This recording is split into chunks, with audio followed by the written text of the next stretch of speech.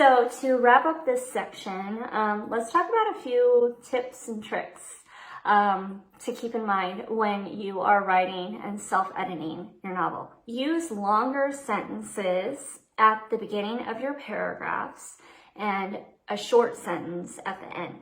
This helps create really nice rhythm in your writing. Super short sentences, like 5 words or fewer, can be used to draw emphasis to an idea.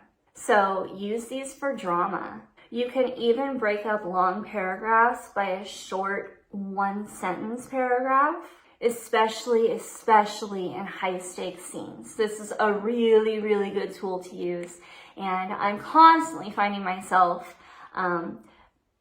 breaking up paragraphs in different ways to create better rhythm in authors' writing, especially during the climax, high stakes scenes, like any of the climax of Act 1 or any of the obstacle scenes or anything like that. Punctuation is a really valuable tool. You can use punctuation or my favorite, M dashes. I love M dashes. I love M dashes. Basically like the hyphen, but long. Yeah. So you can use M dashes to draw emphasis to different parts of your sentence.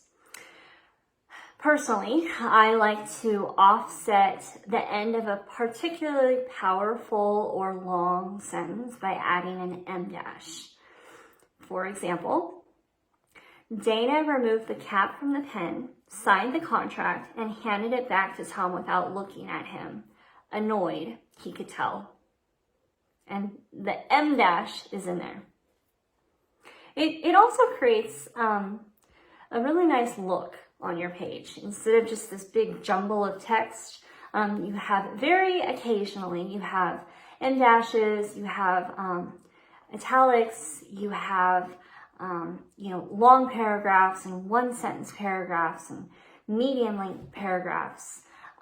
So there's a lot of different things that you can do to play around with it and just find your style, find your writing style.